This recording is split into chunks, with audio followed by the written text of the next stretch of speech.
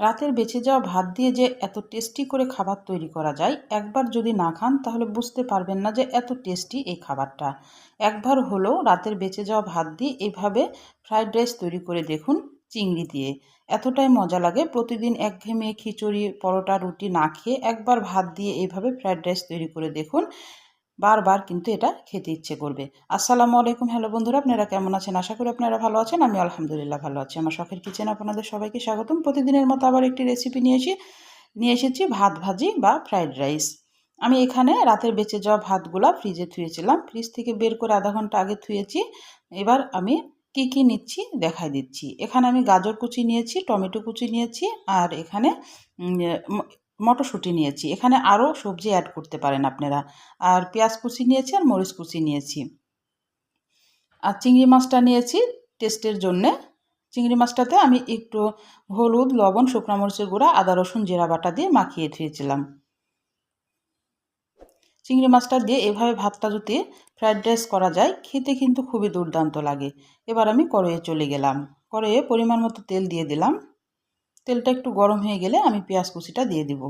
রান্নাটা কিন্তু একদমই সহজ, ঝটপট। সকালবেলাতে কিন্তু রাত্রের ভাত যদি বেঁচে যায়, ঝটপট রান্নাটা তৈরি করে কিন্তু খেয়ে নিতে পারবেন। খেতেও কিন্তু দুর্দান্ত লাগে। একবার হলো এই রেসিপিটা তৈরি করে আমাকে একটু জানাতে পারেন কমেন্টের মাধ্যমে।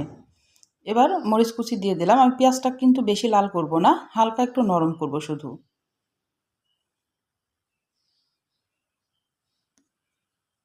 প্রতিদিন একঘেয়েমি কিন্তু খাবার খেতে খেতে ভালো লাগে না। একটু ভিন্নতাভাবে যদি খাবারটা খাওয়া যায় তাহলে কিন্তু ভালোই লাগে।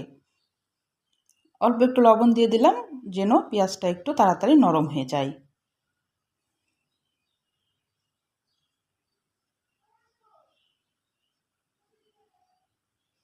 এবার আমি গাজর কুচিটা দিয়ে দিচ্ছি।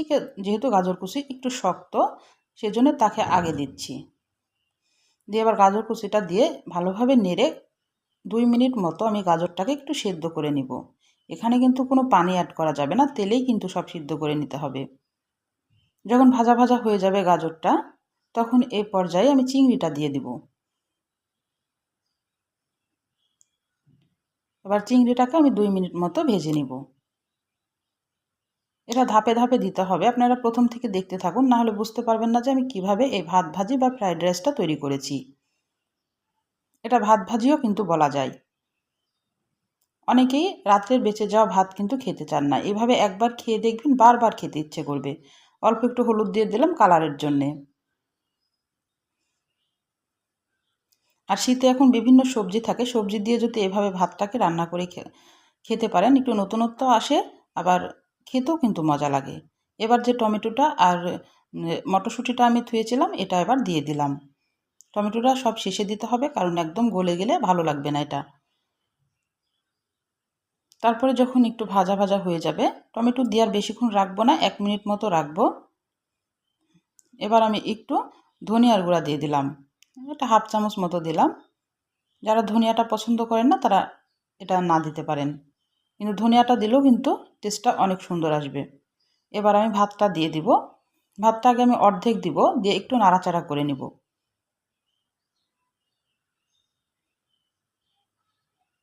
প্রতিদিন সকালে রুটি, পরোটা, খিচুড়ি না খেয়ে রাতের যদি বেঁচে যাওয়া ভাত থাকে, সকালে ঝটপট এভাবে তৈরি করে খেয়ে নিতে পারেন। সবাই পছন্দ করবে, এবং যে তৈরি করে দিবেন তার প্রশংসাতে একদম পঞ্চমুখ হয়ে যাবে। আমি এবার সব ভাতগুলা দিয়ে ভালোভাবে মিশিয়ে নিয়েছি। এখন আমি 3 থেকে 4 মিনিট মতো একটু ভেজে নিব। এর সঙ্গে আর কিচ্ছু লাগে না, খুবই মজা লাগে। কারণ যেহেতু চিংড়ি দেওয়া আছে, এর সঙ্গে আর কিচ্ছু লাগবে না। এই ভাতটা শুধুই কিন্তু খাওয়া যায়। আর যদি আপনারা মাংস দিয়ে খেতে চান তাহলে তো আরোই জমে যাবে। একদম ঝরঝরা হয়েছে, দেখে বুঝতে পারছেন।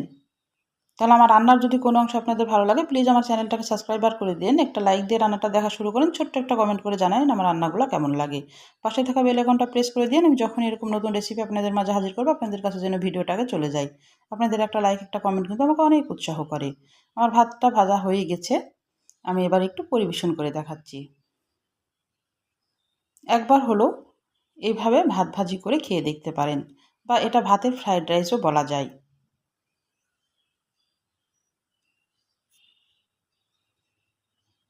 আমার হয়ে গেছে। এবার আমি একটু পরিবেশন করে দেখালাম আপনাদের মাঝে। দেখে বুঝতে পারছেন কত লোভনীয় লাগছে। একবার হলো তৈরি করবেন। দিয়ে আমাকে একটা ছোট্ট কমেন্ট করে জানাবেন যে কেমন হয়েছিল। তাহলে আজকের মতো বিদায় নিচ্ছি। সুস্থ থাকবেন, ভালো থাকবেন। আল্লাহ হাফেজ।